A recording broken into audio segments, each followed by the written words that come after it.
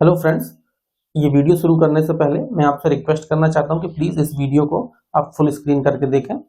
आज का हमारा टॉपिक है परसेंटेज, जो कि बहुत ही इंपॉर्टेंट टॉपिक है पूरे मैथ्स में। अगर हम कहें कि सबसे इंपॉर्टेंट टॉपिक क्या है तो वो है परसेंटेज। आप किसी भी एग्जाम की तैयारी कर रहे हो, चाहे आईएएस की, कोई भी पीसीएस की, एसएससी, बैंक, रेलवे, कोई भी व्यापम की कोई भी पोस्ट के लिए हो, चाहे पटवारी हो, कांस्टेबल हो, फॉरेस्ट गार्ड हो, या कोई शिक्षक भर्ती की आप तैयारी कर रहे हो, सारे ही एग्जाम में आप देखेंगे कि परसेंटेज से क्वेश्चन जरूर आता है। और अगर हम देखें कि हमारे मैथ्स में, तो परसेंटेज बहुत ही महत्वपूर्ण योगदान निभाता है, क्योंकि परसेंटेज लगभग हमारे मैथ्स में अर्थमेटिक वाले पोर्शन में लगभग 60 से 70% जो टॉपिक हैं वो सारे परसेंटेज बेस्ड हैं। और अगर आपने परसेंटेज अच्छे से सीख लिया तो वो सारे टॉपिक आपको बहुत आसान लगने लगते हैं। जैसे अगर हम बात करें तो CISI, profit loss, time and work, mixture allegation, ये सारे ही परसेंटेज बेस्ड हैं। तो ये सारे टॉपिक आपको बहुत आसानी से आ जाएंगे। उसके पहले आपको सीखना क्या है, परसेंटेज। परसेंटेज आपको आना जरूरी है। तो परसेंटेज मैं कोशिश करूंगा कि आपको परसेंटेज बहुत अच्छे से समझ में आए।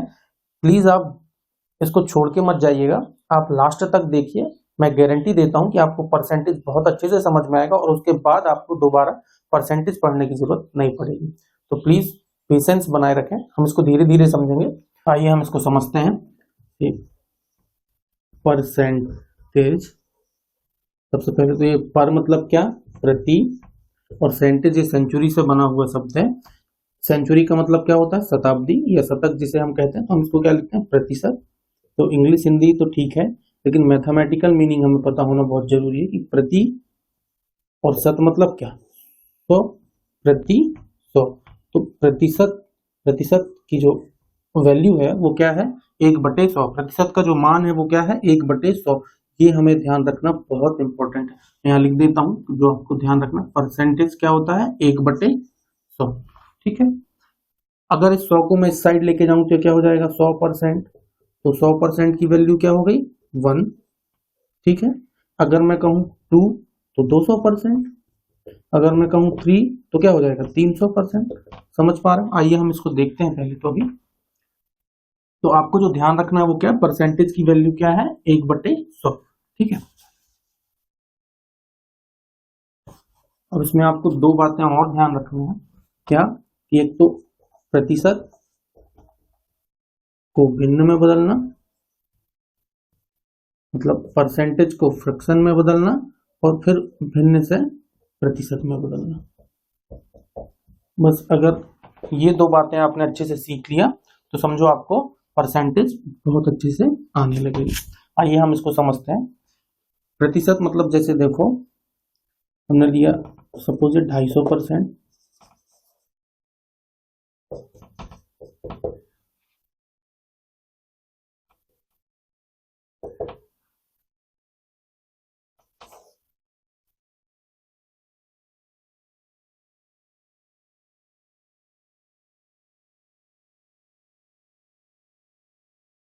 ठीक है।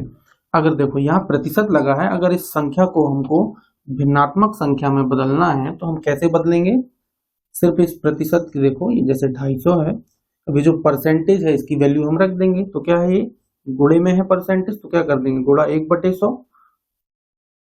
इसको हम ऐसा लिख सकते हैं 2.5%। देखो 25/10 होता, और इसको आगे काट भी सकते थे क्या, 5 से 5 25, 5 दूनी 10। तो इसको हम ऐसे भी लिख सकते हैं 5/2। सॉरी, प्रतिशत तो नहीं आएगा यहाँ, क्योंकि हमने प्रतिशत तो क्या कर दिया है, हटा दिया है। तो 250% का मतलब क्या है, 2.5 या 5/2। ठीक है। हम सीधा सा मतलब ये समझें कि जब भी हमें प्रतिशत से हटाना है तो हमें क्या कर देना है, भाग 100 से भाग उस संख्या को कर देना है। देखो यहाँ पे अगर इस एक को ना भी लिखें अपन, 250/100 भी लिख देंगे तो भी चलेगा। क्यों, क्योंकि कोई भी संख्या हो अगर गुणा 1 से होगी तो वही वैल्यू देती है। अगर 250 का गुणा 1 से होगा तो 250 आएगा, 350 का गुणा 1 से होगा तो क्या होगा, 350। तो ये सीधा सा मतलब क्या है, जब भी आप प्रतिशत से भिन्न में बदलो तो उस संख्या को प्रतिशत हटा के 100 से भाग दे दो। जैसे अगर हमें इसे चेंज करना हो तो हम सबसे पहले तो इसके सरलतम भिन्न में बदलेंगे। तो यहाँ क्या होता है, गुणा, और यहाँ क्या होता है, प्लस। 33 या 99 और एक 100, तो ये क्या हो गया, 100/3 प्रतिशत, अभी प्रतिशत हमने हटाया नहीं है, जब भी हम इसको हटाएंगे तो हमको उस संख्या को क्या करना पड़ेगा, 1/100, मतलब वही 100 से भाग करना पड़ेगा। तो इसका भिन्नात्मक मान क्या है, 33 सही 1/3 प्रतिशत का 1/3। ठीक है, अगर हम इसे बदलना चाहें तो फिर इसके सरलतम रूप में हम बदलेंगे, 16 या 48, 48 2 50, 50 बटे क्या हो गया 3 प्रतिशत। अब इस प्रतिशत को हमें हटाना है, मतलब क्या करना है, 100 से भाग करना है। हमने 1 0, 50 एकम 50, 50 दूनी 100, तो क्या हो गया 1/3 दूनी 6। तो 16 सही 2/3 प्रतिशत का भिन्नात्मक मान क्या है, 1/6। हम इसे भिन्नात्मक मान या इसको रेशो कह सकते हैं कि 16 सही 2/3 प्रतिशत क्या है, 1/6 में। ठीक, अगर इसको हम चेंज करना चाहें तो हम क्या करते हैं, देखो ये क्या है, हम इसको ऐसे लिख सकते हैं 400 + 40, 440 को ऐसे लिख सकते हैं। अभी ये प्रतिशत में है दोनों, ठीक है। और प्रतिशत जब भी हमें हटाना होता है तो हम क्या कर देते हैं, हम उन संख्या को 100 से भाग कर देते हैं। ठीक है,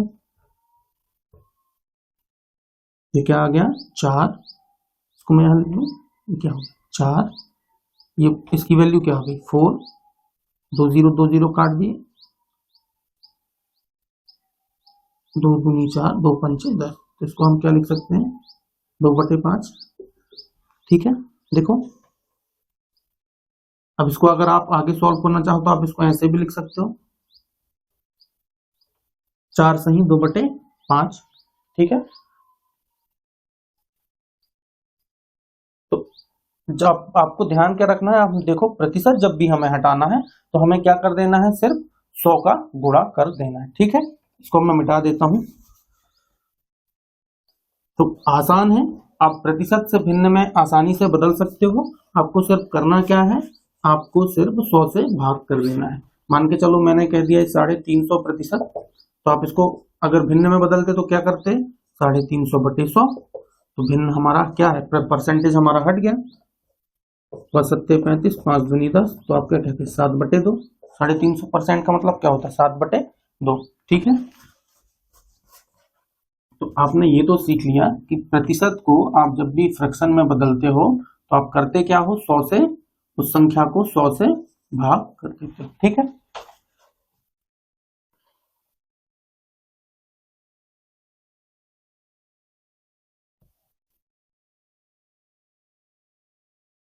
अच्छा कभी आपके पास मान के चलो ये 200% आ गया, तो क्या करोगे, इसको आप 200/100, तो क्या आ गया 2 आ गया। अगर मान के चलो 2 4 8 कुछ भी आए, ठीक है, तो कुछ बच्चे कंफ्यूज हो जाते हैं कि सर ये 2 है, 2 भिन्न कैसे है। तो भैया ये समझ लीजिए कि जो वास्तविक संख्या है या जो रियल नंबर है, ये जैसे 2 है या 4 है, तो इनके बटे में 1 होता है, लेकिन हम उसको लिखते नहीं है। अगर ये बटे में 1 ना हो, अगर 0 हो, तो ये संख्या वास्तविक संख्या ही नहीं कहलाएगी। ठीक है, तो आप ये ध्यान रखना कि जैसे जो हमारे नेचुरल नंबर है, वो नेचुरल नंबर भी क्या है, एक फ्रैक्शन है, भिन्न है। ठीक है, चलिए अब हम सीखेंगे कि भिन्न से प्रतिशत में बदलना। अब आपको इसमें एक बात ध्यान रखनी है कि जो भी संख्या है उसमें आपको प्रतिशत लगाना है, तो आपको सिर्फ उसको क्या कर देना, गुणा 100 से। मान के चलो हमारे पास ये जैसे 1/3 है, 1/3 को हमें प्रतिशत में बदलना है, तो हमको क्या करना है, सिर्फ इसको गुणा 100 से कर देंगे, तो ये प्रतिशत में बदल जाए। ठीक है, अब ये क्या हो गया 100/3, ये प्रतिशत में बदल गया। इसको आगे और भी निकाल सकते हैं हम, 3 का भाग दिए 10 में, तो 3 3 9 बचा 1, 3 3 9 बच गया 1, तो इसको हम ऐसे लिख सकते हैं 33 सही 1/3%। अगर मैं कहूँ ये 4/5, आपको सिंपल क्या करना है, जब भी आपको प्रतिशत लगाना है या भिन्न से प्रतिशत में बदलना है, तो क्या कर देना है, गुणा 100 से। ठीक है, तो ये क्या हो जाता 400/5 प्रतिशत। ठीक है, 5 अट्ठे 5 का भाग दे दो, 5 अट्ठे 40, ये क्या हो जाता 80%। ठीक है, तो ये भी आसान है कि आपको जब भी भिन्न से प्रतिशत में बदलना है तो आप क्या कर रहे हो, सिर्फ गुणा 100 से कर रहे हो, मल्टीप्लाई 100 से कर रहे हो, तो क्या लग जाता है उसमें, परसेंटेज। तो आपको ये बात भी ध्यान रखनी है कि फ्रैक्शन से जब भी आप परसेंटेज में बदलते हो तो क्या कर देते हो, उस संख्या को गुणा 100 से कर देते हो। ये आपको नोट कर लीजिए आप अपने नोटबुक में कि परसेंटेज की वैल्यू क्या है, 1/100 है। और जब भी आप परसेंटेज से फ्रैक्शन में चेंज करते हो तो आप क्या कर देते हो, 100 से उस संख्या को भाग कर देते हो। और जब भी आप फ्रैक्शन से परसेंटेज में चेंज करते हो तो आप उसको क्या कर देते हो, गुणा 100 से कर देते हो। आइए हम एक एग्जांपल ले लेते हैं। सपोज ये 1/7, देखो प्रतिशत लगा नहीं है, मतलब ये क्या है, हमारी फ्रैक्शन वाली वैल्यू है। इसको हमें परसेंटेज में चेंज करना है, मतलब सीधा सा मतलब ये है कि हमें प्रतिशत लगाना है इस पर। तो हमें प्रतिशत लगाना है तो हमें क्या करना है, गुणा 100 कर देना है। ठीक है सर, तो क्या हो जाता है 100/60%। इसको आगे भी हम और निकाल सकते हैं, 7 से हमने भाग दिया 10 में तो कितनी बार गया, 1, 7 एकम 7, बचा 3, तो यहाँ क्या हो गया 30, 7 चौके 28, बच गया 2। हम इसको 2/7 लिख सकते थे प्रतिशत। जैसे ही हमने गुणा 100 से किया है हम उसमें क्या लगा देंगे, प्रतिशत। तो ये क्या हो गया 14 सही 2/7%। तो 1/7 का प्रतिशत मान क्या है, 14 सही 2/7%। अगर मान के चलो आपको ये दिया होता 14 सही 2/7% और आपको इसको बदलना होता इसके भिन्नात्मक मान में, तो आपको क्या करना है, प्रतिशत हटाना है। इसका मतलब आपको क्या करना है, भाग 100 से कर देना है। तो सबसे पहले तो इसके सरलतम रूप को निकाल लेते हैं हम, 14 सत्ते 98 और 2 100। तो क्या हो जाता 100/7% है। अब इसको हम प्रतिशत हटाना है, मतलब क्या करना पड़ेगा, 100 से भाग करना पड़ेगा। तो देखो क्या आ जाता है 1/7। देखो 1/7 का प्रतिशत मान क्या है, 14 सही 2/7। 14 सही 2/7 का भिन्नात्मक मान क्या है, 1/7। समझ पाया। तो ये बहुत आसान है, आप इसकी प्रैक्टिस कीजिए। और जैसे आप बचपन में, मतलब छोटी क्लास में आप देखते हो कि आपको दुनिया पढ़ाया जाता है, गिनती सिखाई जाती है, तो आपको पहाड़ा बोलते हैं कि भैया 20 तक आप याद कीजिए। वैसे ही आप अगर स्टूडेंट है, कोई भी एग्जाम की आप तैयारी कर रहे हो, तो आपको परसेंटेज की कुछ वैल्यूज है, मैं लिख देता हूँ। जैसे अगर हम 1 की बात करें तो ये क्या होता है 100%। अगर हम 1/2 की बात करें तो क्या है 50%। 1/3 क्या होता है,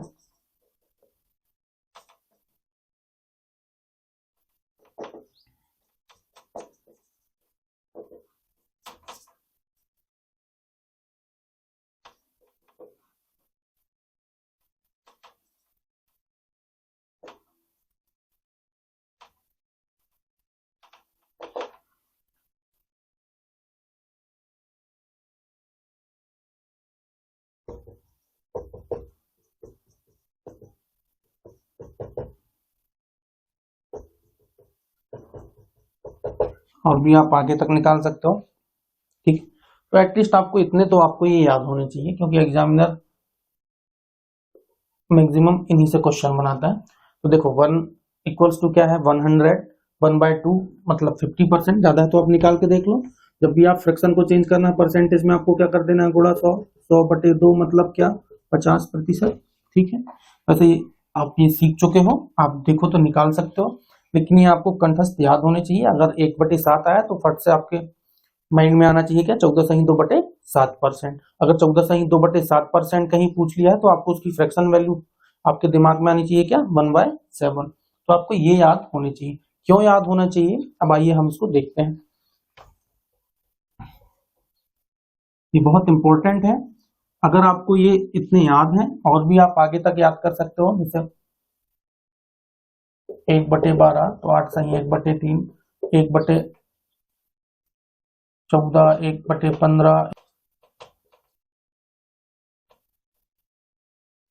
एटलीस्ट आपको इतने याद होने चाहिए, ताकि अगर आपसे पूछ ले कि 1/15 तो आपको फटाक से आपको आना चाहिए कि 6 सही 2/3%। या आपको 6 सही 2/3% पूछ ले तो फटाक से आपको आना चाहिए 1/15। वैसे अगर आपको नहीं भी आएगा तो भी आप कर सकते हो। अभी आपने सीखा है कि प्रतिशत से कैसे हम भिन्न में बदलते हैं और भिन्न से प्रतिशत में कैसे बदलते हैं। वैसे आप इसको एक बार देख भी सकते हो। कैसे देखो कि अगर जो भी आपका हर है, हर को जब भी आप उसके प्रतिशत से गुणा करोगे तो आपको हमेशा 100% मिलेगा। जैसे आप देख रहे हो, जब भी आपके अंश में 1 रहेगा तो आप हर को उसके प्रतिशत वैल्यू से गुणा करोगे तो आपको हमेशा क्या मिलेगा 100%। अगर देखो 1/6, 1/6 जब भी आएगा तो 1/6, 6 का गुणा जब आप 16 2/3% में करोगे तो आपको क्या मिलेगा, 100%, 100% बटे 6। ठीक है, अब देखो जैसे 12 है तो 12 8 आप 96, ऐसा भी मान के चलो, सपोज आपको ये 1/12 मिल गया, 1/12 मिल गया। आपको बदलना तो आता है कि सर इसको हम गुणा 100 से कर देते तो क्या हो जाता, 100/12।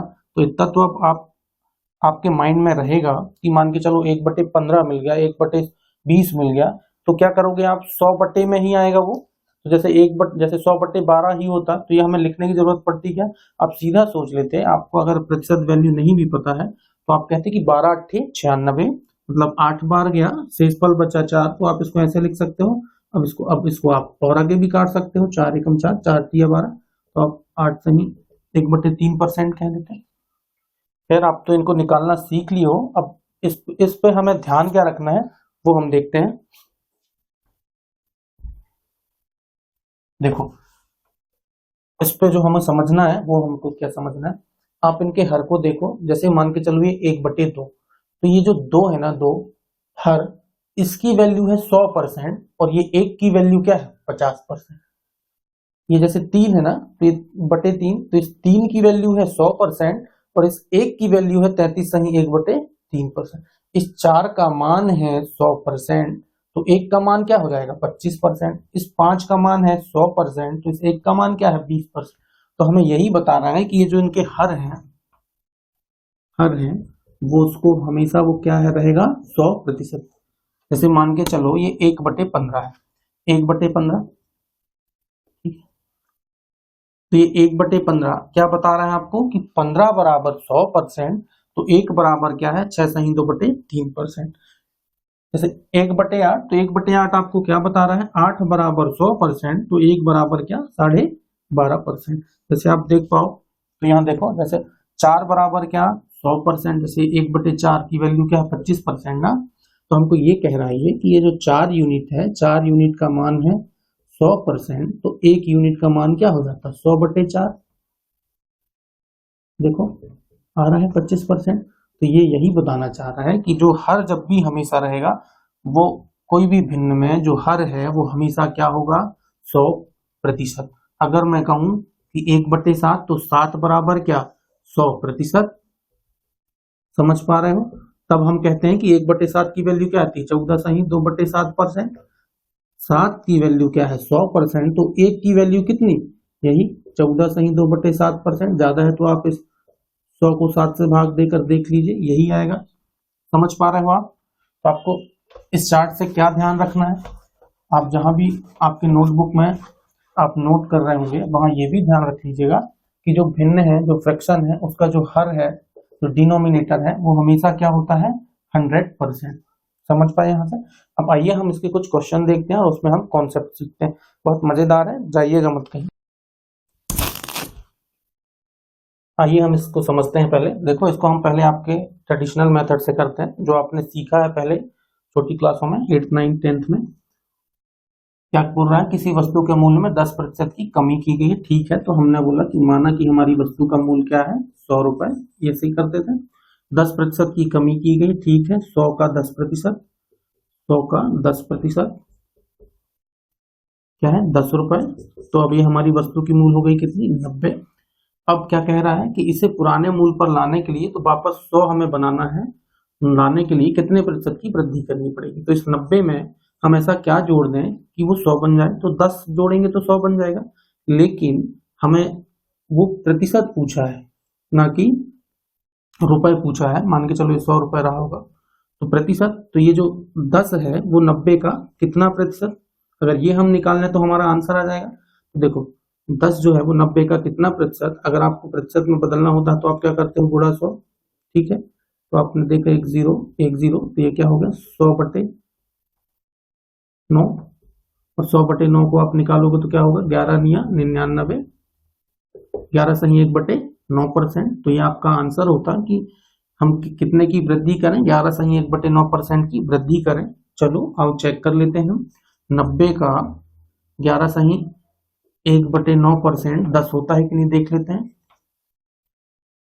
11 सही 1/9%, इसको आप क्या लिख सकते हो, 100/9, 11×9 = 99 और 100।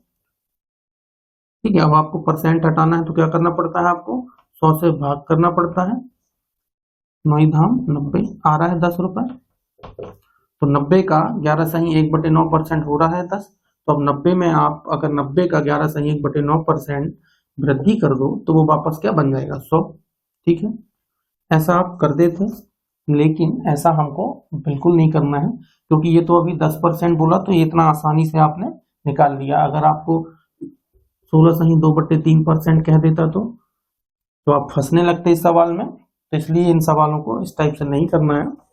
आइए हम इसको समझते हैं कि इसको हम कैसे सॉल्व करेंगे।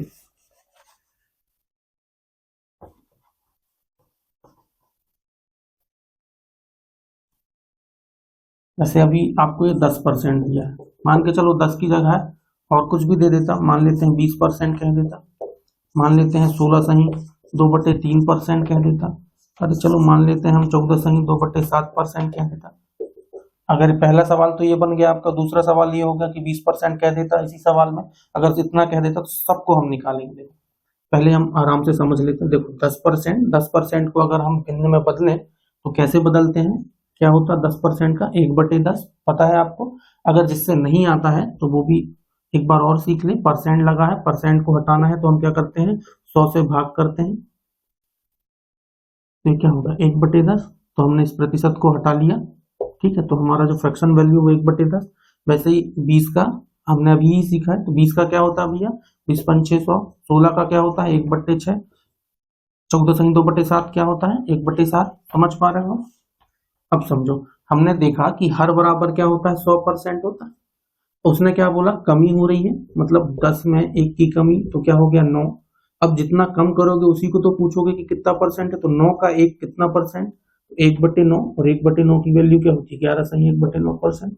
अगर हम इसको करना चाहें इस वाले क्वेश्चन को, तो देखो 5 में कम हो रहा है 1, तो आया 4। तो 1 4 का कितना प्रतिशत, तो बोलते 25%। 1/4 मतलब क्या 25%।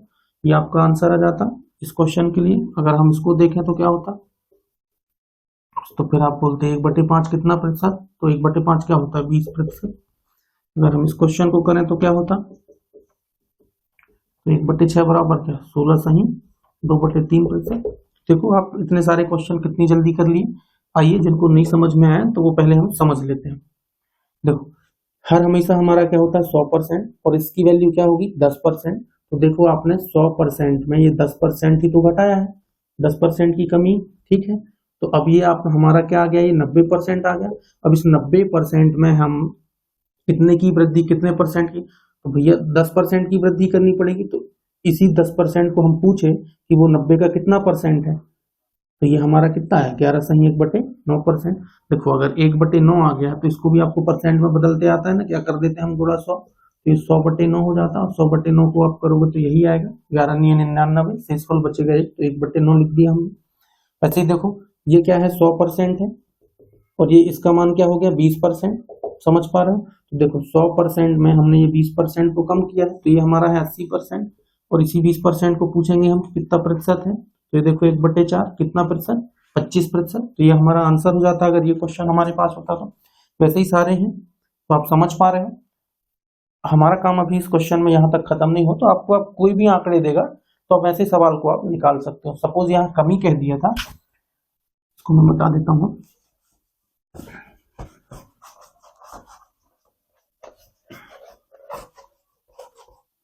अगर यहाँ कमी की जगह वृद्धि बोल दे तो यहाँ उसको क्या कहना पड़ेगा, कमी कहना पड़ेगा। अब सवाल हमारा ऐसा हो गया। अगर हमें ऐसे सवालों को करना पड़ता तो चलो, जैसे आपके क्वेश्चन में क्या है 10%, तो 10% ही ले लेते हैं। और क्या लेना है हम 12.5%, 33 सही 1/3%, ठीक है। अगर मान के चलो सवाल कह देता किसी वस्तु के मूल्य में 10% की वृद्धि की गई, ठीक है, या 12.5% की वृद्धि की गई, या 33 सही 1/3% की वृद्धि की गई, तो अब हम उसके प्रतिशत की कितनी कमी करनी पड़ेगी उसके मूल्य में, ताकि वो उसका मूल्य जो है पुराने मूल्य पर आ जाए। सवाल सेम है, ठीक है। अब ये हमको क्या कह दिया वृद्धि के लिए, तो 1/10 होता है 10% का, वृद्धि कर दो, चलो ठीक है। 10 में हमने एक जोड़ा, क्या हो गया 11। अब हम पूछ लेते कि वो जो 1 है वो 11 का कितना परसेंट, तो 1/11 की वैल्यू आपको पता है 9 सही 1/11%। आंसर हो जाता है आपका 1/12 क्या होता है 1/8, वृद्धि हो गई, ठीक है 9। तो हम पूछ लेते 1 का 9 कितना, तो आप कह देते क्या 11 सही 1/9%। आंसर आपका, अगर 33 सही 1/3% होता तो क्या होती है वैल्यू 1/3, वृद्धि हुई है 3 में एक आपने जोड़ा, क्या हो गया 4। आप पूछ लेते 1 4 का कितना परसेंट, तो आप कह देते सीधे 25%। आंसर आपका, समझ में आ रहा है आपको। देखो ये 3 क्या है 100% अभी हमने सीखा है वहां, और ये इसकी वैल्यू क्या हो गई 33 सही 1/3%। क्या बोला उसने सवाल में, सवाल बोला किसी वस्तु के मूल्य में 33 सही 1/3% की वृद्धि की गई है, इसे पुराने मूल्य पे लाने के लिए नए मूल्य में कितने प्रतिशत की वृद्धि करनी होगी। अगर ये सवाल है हमारा तो देखो ये 100% है, ये 33 सही 1/3% है, वृद्धि की गई जोड़ दिए हम, तो ये हमारा क्या है 133 सही 1/3% है। अब इसको हम पूछ लेते भैया कि जिसकी वृद्धि हुई है उसी की तो कमी करनी पड़ेगी हमें, तभी तो वो पुराने मूल्य में जाएगा। तो हमने बोला कि ये जो 1 है वो 4 का कितना परसेंट, तो कितना 25%। समझ पा रहे हैं इसको। अगर आप इसको पुराने मेथड से इसको करते तो आप कैसा करते इस सवाल को, बोलते माना कि वस्तु का मूल्य 100 रुपए है, फिर कहते आप मान के चलो 10% की वृद्धि की गई है, ठीक है 10% की वृद्धि, तो 100 का 10% आप निकालते तो क्या आता 10, तो आप कहते हैं 110 रुपए की हो गई है। अब इस 110 रुपए में हम कितना रुपए घटाएं कि 100 बन जाए, तो 10 रुपए घटाते आप, लेकिन इसमें आपको रुपए नहीं प्रतिशत पूछा है, तो 10 रुपए 110 का जो 10 रुपए है वो कितना प्रतिशत, यही निकालते हो आप, तो आप निकालते तो वही 1/11 आता, और 1/11 को आपको प्रतिशत में बदलना आता है, क्या करते हो आप गुणा 100 से, तो आप 100 से गुणा कर देते, तो 100/11, 100/11 को आप 9 सही 1/11% लिख सकते हो, 11 नहीं 99 और 100, 100/11 आ रहा है। वैसे ये सारे हैं। अभी भी हमारा जो है इस कॉन्सेप्ट को कंप्लीट नहीं हुआ है, इस कॉन्सेप्ट को हम समझते हैं। अभी तो हम ये सीखे हैं सिर्फ कि कमी और वृद्धि, तो आप कोई भी सवाल आएगा तो आप कर सकते हो, इसके कॉन्सेप्ट को हमें पकड़ना है। आइए हम इस कॉन्सेप्ट को समझते हैं। देखो अभी आपने क्या किया था, अगर एक की वृद्धि हो रही थी तो एक को कमी किए थे सवाल में। अब इसको हम समझते हैं। जैसे सपोज हम पहले तो मैं इसको इंग्लिश बता देता हूँ। आय मतलब क्या, रेवेन्यू, प्राइस कीमत मतलब प्राइस, बिक्री मतलब सेल, कीमत तो ये प्राइस, उपभोग मतलब कंजम्पशन, ठीक है, व्यय मतलब एक्सपेंडिचर, आयत मतलब रेक्टेंगल, क्षेत्रफल एरिया तो जानते हो लेंथ, ठीक है। इसको हम समझते हैं। मान के चलो हम इस कॉन्सेप्ट को पकड़ता है, मान के चलो आपका एग्जामिनर इस कॉन्सेप्ट को पकड़ा, कैसे कैसे सवाल बना सकता है। देखो अगर वो सवाल में कह दिया आयत की लंबाई को 20% से वृद्धि करने बढ़ा दिया गया है, क्या बोला आयत की लंबाई को 20% की वृद्धि कर दिया गया है, तो उसकी चौड़ाई को, अब देखो अगर इसको बढ़ाएगा तो इसको क्या बोल रहा है, उसकी चौड़ाई को कितने प्रतिशत से, उसकी चौड़ाई को कितने प्रतिशत की कमी करें ताकि आयत का क्षेत्रफल यथावत रहे, कोई परिवर्तन ना हो। सवाल बन सकता है, क्या बोला एक बार फिर रिपीट कर रहा हूं, आयत की लंबाई को 20% से बढ़ा दिया गया है, तो आयत की चौड़ाई को कितने प्रतिशत कम कर दिया जाए ताकि आयत का क्षेत्रफल में कोई परिवर्तन ना हो। सवाल बन गया। अगर इसका आंसर आपको करना होता तो आप क्या करते, बोलते लंबाई, ठीक है क्या है 20%, 20% की वैल्यू क्या हो गई फ्रैक्शन में 1/5, क्या किया है वृद्धि किया है, तो ठीक है क्या हो गया 6। आप पूछ लेते कि 1 6 का कितना परसेंट, तो आप बता देते 16 सही 2/3%, आंसर आ जाता आपका, ठीक है। और अब इस परसेंटेज की वैल्यू वो कुछ भी रख सकता है, अगर लंबाई को वृद्धि कर रहा है, अगर वो कह दिया कि 16 सही 2/3% की वृद्धि हो रही है, तो चौड़ाई को कितने प्रतिशत से कमी करनी पड़े ताकि आयत का क्षेत्रफल में कोई परिवर्तन हो। फिर इस सवाल को आप सॉल्व कर लेते, क्या है 1/6, 1/6 क्या हो रही है वृद्धि हो रही है, तो 6 से क्या हो गया ये 7, और आप पूछ लेते कि 1 7 का कितना परसेंट, तो आप बता देते क्या 14 सही 2/7%, आंसर आपका। अब देखो वृद्धि, इसी को वो कमी कह सकता था, मान के चलो वो कह देता कि आयत की लंबाई में 25% की अब देखना सवाल क्या बना रहा, आयत की लंबाई में 25% की कमी की जाती है। तो अब अगर हमें आयत का क्षेत्रफल में कोई परिवर्तन नहीं चाहिए, तो जब इसको कम करोगे तो इसको बढ़ाना पड़ेगा। तो अब सवाल में क्या कहेगा, आयत की लंबाई में अगर 25% की कमी कर दी गई है तो उसकी चौड़ाई को कितने प्रतिशत से वृद्धि करें ताकि आयत के क्षेत्रफल में कोई परिवर्तन ना हो। फिर इस सवाल को भी हम कर लेते हैं, क्या की गई है कमी, 25% का मान क्या होता है 1/4, कमी की गई है 4 में से 1 गया तो 3, पूछ लेते हैं हम 1 3 का कितना परसेंट है, तो बता देते हैं आप क्या, 33 सही 1/3%। आंसर आ जाता आपका, समझ पा रहे हो आप। अब वो या तो लंबाई को लेके कर या चौड़ाई को, सपोज वो चौड़ाई को लेके करता तो क्या बनाता सवाल, चौड़ाई को मान के चलो हमें दे दिया कि 12.5% से आयत की लंबाई को और आयत की चौड़ाई को 12.5% की वृद्धि की जाती है, तो उसकी लंबाई में, अब देखो चौड़ाई अगर वृद्धि करोगे तो लंबाई को कम करना पड़ेगा, तो उसकी लंबाई में कितने प्रतिशत की कमी करें ताकि आयत का क्षेत्रफल में, ताकि आयत के क्षेत्रफल में कोई परिवर्तन ना हो। सवाल बन सकता है, इसको आप सॉल्व कर लेते। 12.5% क्या होता है वैल्यू, 1/8 क्या हो रहा है भैया, वृद्धि हो रहा है चौड़ाई में, तो ठीक है 8 से क्या बन गया 9, पूछ लेते हैं आप 1 9 का कितना, तो आप बता देते कि 1/9 मतलब क्या, 11 सही 1/9% की लंबाई में क्या करना पड़ेगा, कमी करना पड़ेगा। आंसर आ जाता है। समझ पा रहे हो, तो ऐसे खूब सारे सवाल वो बना सकता है इसको पकड़ के। अब सेम कॉन्सेप्ट है ये सारे, तो सॉल्व करते हैं, आपको आने लगा।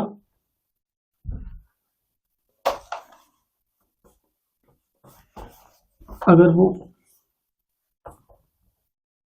मान के चलो, अगर वो इस कॉन्सेप्ट को पकड़ता तो एग्जामिनर सवाल कैसे बना सकता है, मान के चलो वो ये बना सकता है क्या, कि शक्कर की कीमत है ना, मान के चलो शक्कर को लेके बना रहा, तो क्या बता हम बना सकता है, शक्कर की कीमत में 20% की वृद्धि हो गई, तो अब उसकी हम खपत कितने प्रतिशत की, देखो अगर यहाँ कीमत को वो बढ़ा रहा है, क्या बोला कि शक्कर की कीमत 20% से वृद्धि की गई है या वृद्धि हो गई है, तो उसकी खपत को हम कितना प्रतिशत कम कर दें ताकि हमारे व्यय में कोई फर्क ना पड़े। सवाल बन सकता है, शक्कर की कीमत में 20% की वृद्धि हो गई है, तो उसकी खपत को हमें कितने प्रतिशत से कम कर देना चाहिए ताकि व्यय में कोई खर्च ना पड़े।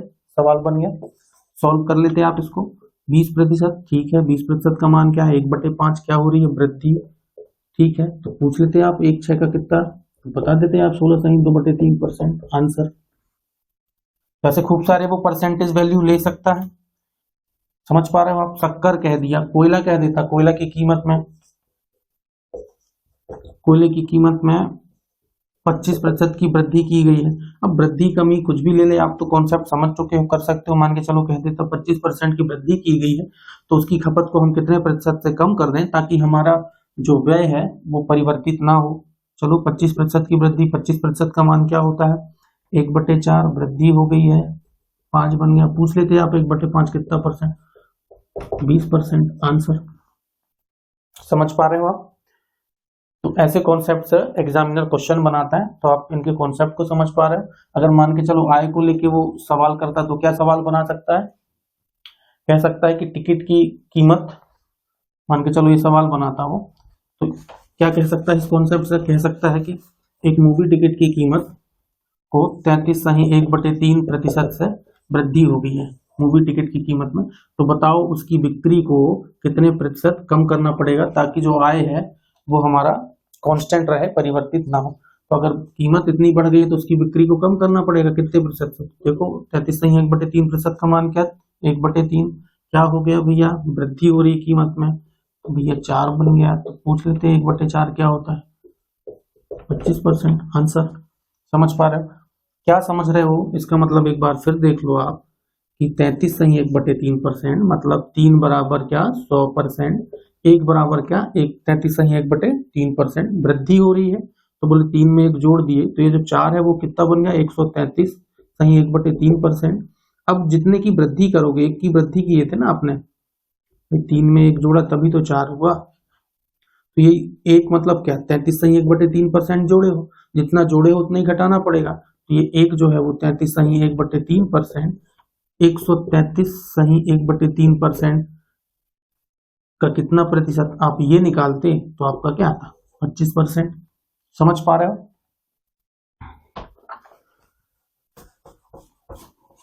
तो और भी वो कॉन्सेप्ट से बना सकता है, जैसे डिस्टेंस इक्वल्स टू क्या होता है, speed into time.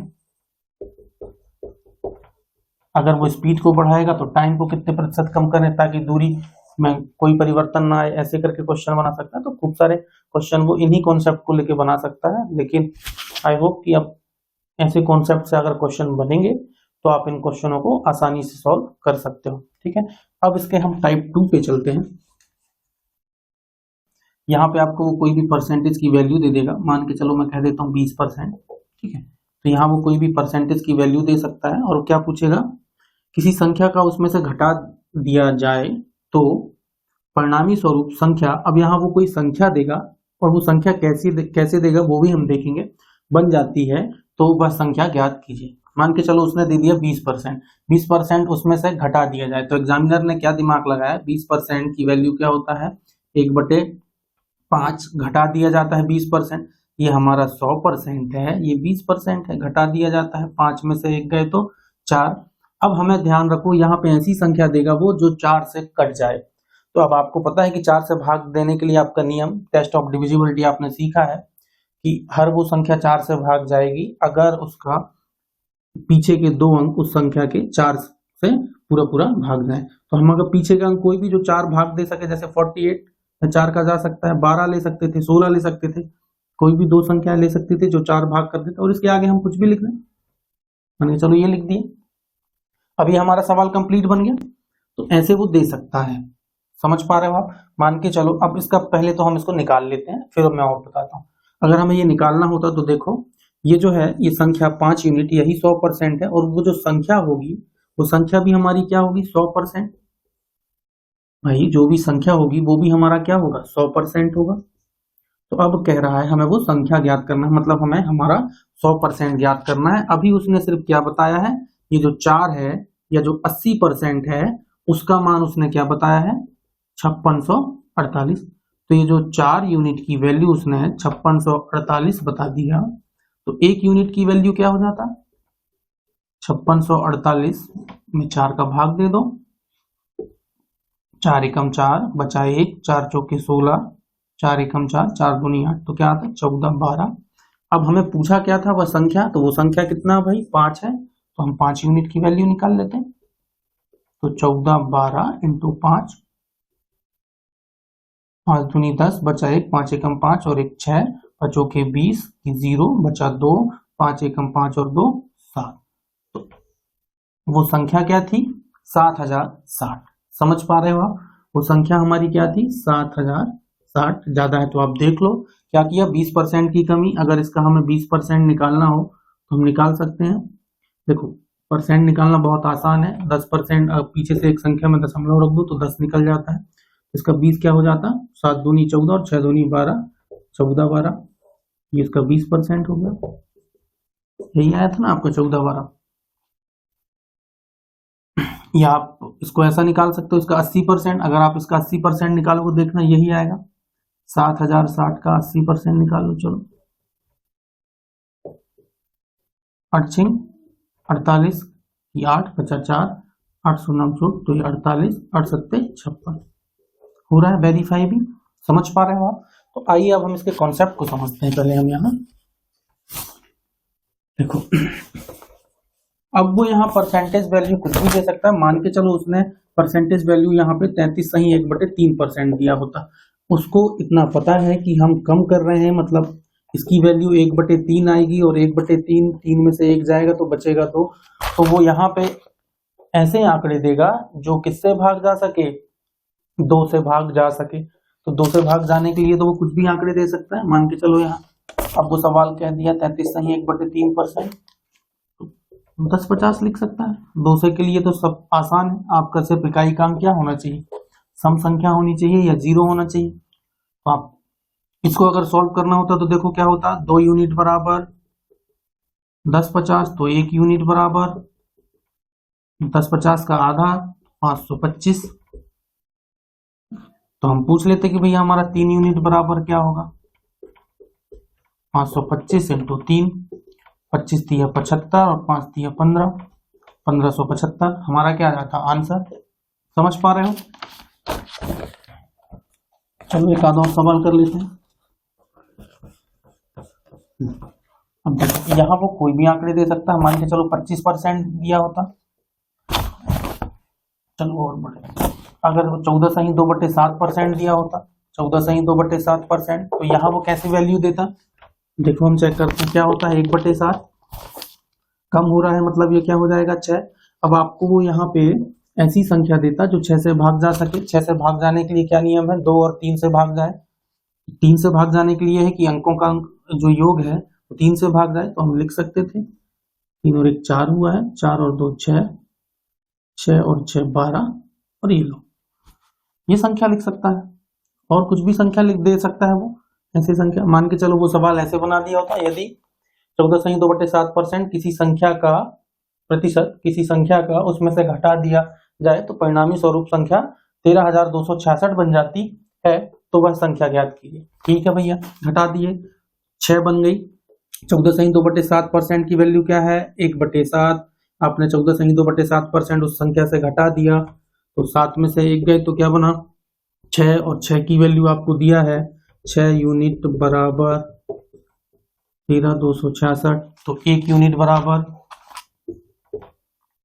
13,266 divided by 6, 6 दूनी 12, 6 दूनी 12, 6 एकम 6, 6 एकम 6, तो क्या आ गया 22 11। 1 यूनिट की वैल्यू है, हमें तो हमारी संख्या निकालनी है जो हमारा 100% है क्या 7, तो 7 यूनिट की वैल्यू क्या हो जाएगी 2211 इंटू 7, 7 एकम 7, 7 7 दूनी 14, बचा 1, 7 दूनी 14 और 1 15, तो हमारी जो संख्या होती वो क्या होता 15,477, ये हमारा क्या होता आंसर। समझ पा रहे हो? तो ऐसे सवाल वो बना सकता है। अब देखो इस सवाल से आप ये कॉन्सेप्ट भी निकाल सकते हो, देखो निकलता ऐसे ही कॉन्सेप्ट को समझना आप इस सवाल को कैसे घुमा सकता था। अब इसको अगर हम इसको चेंज कर दें, यहाँ जैसे किसी संख्या का उसमें से घटा दिया जाता है, तो अगर यहाँ वो कह देता उसमें से जोड़ दिया जाता है, मान के चलो,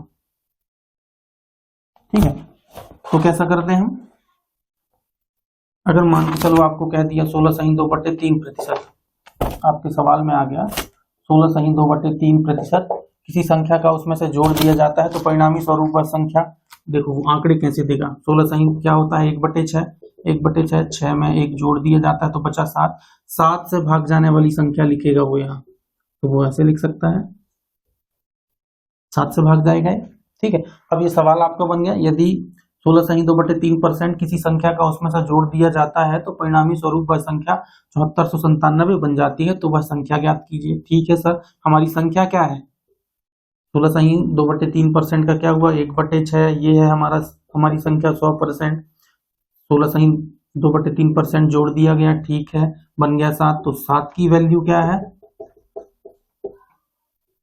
तो 1 यूनिट की वैल्यू क्या हो जाती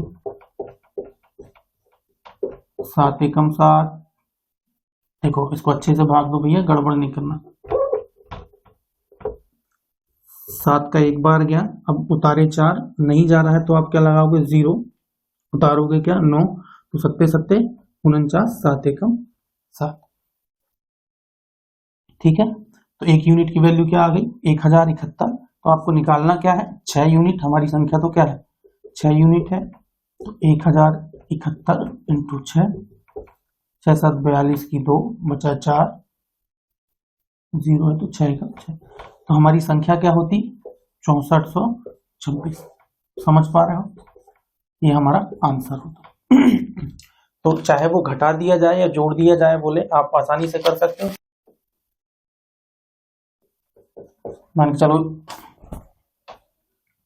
देखो, अब जैसे अगर वो यहाँ जोड़ दिए वाला सवाल ले लेता, तो अगर वो कहता 12.5% किसी संख्या का जोड़ दिया जाता है, ठीक है भैया 12.5% जोड़ दिया जाता है, मतलब 12.5% की वैल्यू क्या 1/8, तो क्या हो गई 8 और 1 9, मतलब ऐसी संख्या देगा जो 9 से भाग जाए। 9 के लिए भी आपको पता है अंकों का योग अगर 9 से भाग जाता है तो वो पूरी संख्या भी 9 से भाग जाएगी, तो मान के चलो ये ऐसी संख्या दे देता 5481। समझ पा रहे हो, तो ठीक है भैया, 9 यूनिट बराबर। अब आपका सवाल ये बन गया, यदि 12.5% किसी संख्या का उसमें से जोड़ दिया जाता है तो परिणामी स्वरूप संख्या 5481 बन जाती है। तो वह संख्या ज्ञात कीजिए। तो आप कहते हैं 12.5% की वैल्यू क्या है, 1/8। आपने जोड़ दिया 8 में 12.5%, तो क्या बन गया 9। इस 9 यूनिट की वैल्यू आपको क्या दे रखा है, 5481। तो 1 यूनिट की वैल्यू क्या हो जाती, 5481 डिवाइडेड बाय 9, 9 पना 45, 9 छक्का 54। ठीक है, 6 बार गया, उतारोगे 8, नहीं जाएगा भाग तो 0, नहीं नाम 81, 609। 1 यूनिट की वैल्यू 609 आ गई। तो आपकी संख्या क्या है भैया, 8 यूनिट। यही तो है आपका 100%, 8 यूनिट। तो आप कहते हैं 8 यूनिट की वैल्यू क्या हो जाएगी, तो 609। 1 यूनिट की वैल्यू ये है, तो 8 यूनिट की वैल्यू क्या हो जाएगी, 609 इंटू 8, 8 9 72, बचा 7, तो 7 हो जाएगा, 8 6 48, 4872 आपकी वह क्या थी, संख्या थी। अब समझो, ऐसे कुछ भी आंकड़े दे सकता है वो परसेंटेज के, और वहां भी वो कोई भी संख्या रख सकता है। आइए अब हम इस टाइप सवाल समझते हैं। सेम है, क्या कहता है, किसी संख्या में 64 जोड़ने पर प्राप्त संख्या अपने आप का इतना बन जाती है। देखो, कोई भी संख्या हो वो अपने आप में 100% होती है। ठीक है, कहता है कि इतना बन जाती है, तो ज्ञात कीजिए। सबसे पहले तो हमें परसेंटेज के सवालों को परसेंटेज से हल नहीं करना है, इसका हम फ्रैक्शन मान निकालते हैं, भिन्नात्मक मान। तो देखो 157 है, तो इसको हम ऐसे भी तो लिख सकते हैं, कैसे, 100% प्लस 57 कहीं 1/7% लिख सकते हैं। अगर मैं इस प्रतिशत को बदलना चाहूँ तो क्या करूंगा, सीधा सा 100 से भाग, हमने देखा है। अगर मैं इसके प्रतिशत को बदलना चाहूँ तो इसको भी मैं क्या करूंगा, सीधा सा भाग। तो देखो, इसको तो अभी मैं समझाता हूँ आपको, रुको। तो आप 100 से भाग करते तो क्या कहते, 1। ठीक है, और ये प्लस है। देखो, इसको आप ऐसे भी कर सकते हो कि 57 गुणा 7 करोगे प्लस 1 करोगे, जो वैल्यू आएगी उससे भी आप निकाल सकते हो बटे 100 करके। लेकिन इसको आप ऐसे देखो, जैसे 1/7 है, तो आपने 1/7 की वैल्यू आपको याद है, जैसे 14 सही 2/7%। तो अब देखो, क्या 14 का गुणा करने पर कब आ सकता है हमारे पास 57। तो हम 14 का गुणा करते हैं, 14 दूनी 28, 14 3 14 चौके 56, 4 बार गुणा करने में 56 आ रहा है। अब हम देखें 2/7 के साथ गुणा करके कि आ सकता है क्या 4 बार गुणा करने में। तो देखो, 14 का आपने 4 बार किया तो 56 आया है। अब इस 2/7 का भी आप 4 बार गुणा करो तो क्या हो जाएगा, 8/7। तो 8/7 मतलब क्या, 1 सही 1/7, और देखो 56 और 1 57, 57 सही 1/7 लिखा है। इसका मतलब 14 सही 2/7 को 4 से गुणा करने पर इतना आ रहा है। तो 14 सही 2/7 की वैल्यू क्या होती है, 1/7। तो 1/7 को अगर आप 4 से गुणा करोगे तो क्या कहोगे, 4/7। तो इसको आप डायरेक्ट यहाँ 4/7 भी लिख सकते थे। तो आप इसको आप क्या कर देते, 7 एकम 7, 7 4 11। तो आप इसको क्या लिख सकते हो, 11/7। तो ये चेंज करना आपको आसानी से बन जाएगा, बशर्ते आपको ये कहाँ क्या करना है, घर में प्रैक्टिस करना है। तो ये सब तो आपको एग्जाम में करना नहीं पड़ता, आप फटाक से यहाँ देखते हैं 100, तो आप क्या, आपको सिर्फ इतना लिखना पड़ता, 1 प्लस इसकी वैल्यू भी आप 4/7 फटाक से निकाल लोगे, तो क्या आ जाएगा 11/7। अब इसको समझना पहले। अब जैसे 157 सही 1/7% को हम कैसे लिख सकते हैं, 11/7। अब इसको समझो, जो भी हर होता है वही हमारा 100% होता है, हमने सीखा है। तो जो हमारी संख्या होगी वो यही होगी 7। क्या कहता है, किसी संख्या में, वो संख्या हमारी क्या है, 7 है, समझ लो 7 यूनिट है, 7 नहीं 7 यूनिट है। किसी संख्या में 64 जोड़ने पर प्राप्त संख्या अपने आप का इतना हो जाती है। ठीक है, तो वो संख्या तो 100% रही होगी, मतलब 1 रही होगी। अगर उसमें हम 64 जोड़ देते हैं, अगर 64 जोड़ देते हैं तो वो क्या बन जाता है, 11। मतलब 7 में हम देखो 4 जोड़ रहे हैं, और अगर मान देखें तो कितना, 64। 7 में 4 जोड़ रहे हैं तो 11 हो रहा है। लेकिन सवाल क्या कह रहा है, 64 जोड़ने पर अपने आप का वो इतना हो जाता है, 64। तो 4 यूनिट की वैल्यू वो क्या कह रहा है, 64। तो 1 यूनिट की वैल्यू क्या हो जाएगी, 16। ठीक है, अब हमसे पूछा क्या है, संख्या ज्ञात कीजिए। संख्या क्या है भैया हमारी, 7 यूनिट। 1 यूनिट की वैल्यू 16 है, तो 7 यूनिट की वैल्यू क्या हो जाएगी, 16 7 112। तो ये हमारा क्या आ जाता है आंसर, 112। समझ पा रहे हो आप। तो अब वो यहाँ पे कोई भी संख्या दे सकता है और यहाँ कोई परसेंटेज दे सकता है, आप आसानी से निकाल सकते हो। और एक और सवाल लेते हैं हम, थोड़ा कठिन सा।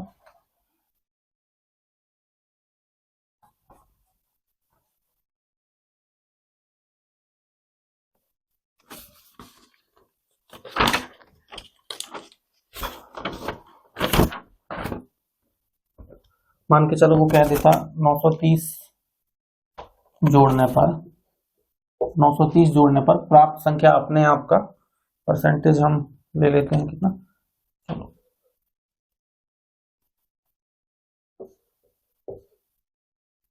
मान के चलो ये क्या होता है आपको, ठीक, ये सवाल आपका आ जाता और संख्या पूछता हूँ। देखो इसको सबसे पहले हम क्या करेंगे, भिन्न में बदलेंगे। तो ये आपको क्या दिख रहा है, 400 प्लस 4/9। 400 मतलब क्या, 4 बटे 100 करोगे ना तभी तो परसेंटेज हटेगा। 400/100 करते तो 4 आता। अब देखो ये आपको क्या दिखा रहा है, बटे 9 है, मतलब आपको क्या दिखा रहा है, 1/9 के साथ कुछ कुछ गुणा हुआ होगा। अब ये बताओ 1/9 है उसकी वैल्यू क्या होती है, 11 सही 1/9% होती है ना। तो देखो 11 को गुणा करके 11 चौके 44, 4 बार करने में ही हो रहा है। तो ये देखो 11 चौके 44 हो रहा है और 1/9 को 4 से गुणा करोगे तो 4/9 हो रहा है, मतलब ये क्या है, 4/9 है। ये वैल्यू क्या है, 4/9 है। तो आप इसको क्या करते हैं, 9 चौके 36 और 4 40, तो आप इसको ऐसा लिख सकते हो 40/9। 9 चौके 36 4 40। तो जो 444 सही 4/9% है उसको आपने चेंज कर लिया, क्या आ गया आपका 40/9।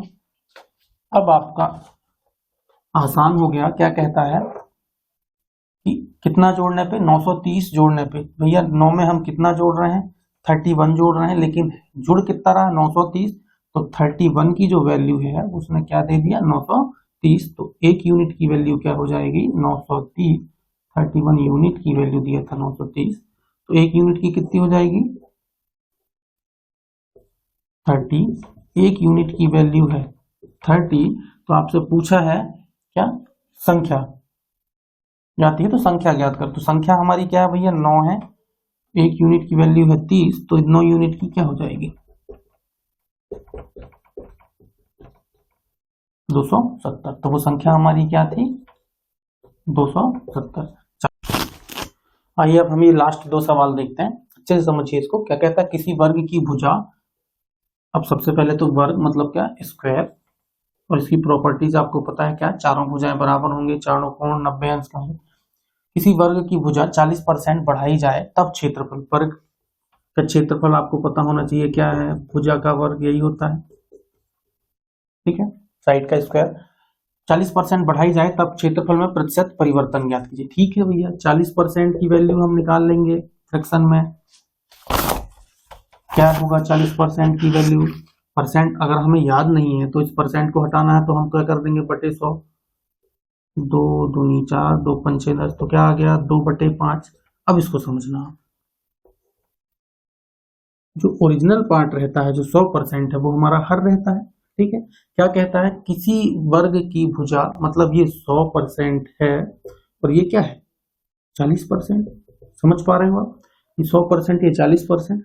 क्या कहता है, किसी वर्ग की भुजा 40% बढ़ाई जाए तब क्षेत्रफल में प्रतिशत परिवर्तन। तो देखो इसको यहां कर देता हूं, पहले तो हमारा क्या था, भुजा 5 था, तो अगर हम क्षेत्रफल कहते तो 5 का वर्ग क्या कहते 25, लेकिन अब भुजा हमारी क्या हो गई है 40% बढ़ गई है, मतलब 5 में 2 जोड़े तो अब हमारी भुजा क्या हो गई है भैया 7। तो अब अगर क्षेत्रफल हम निकालें तो हमारा क्या हो जाएगा 49, समझ पा रहे हो आप।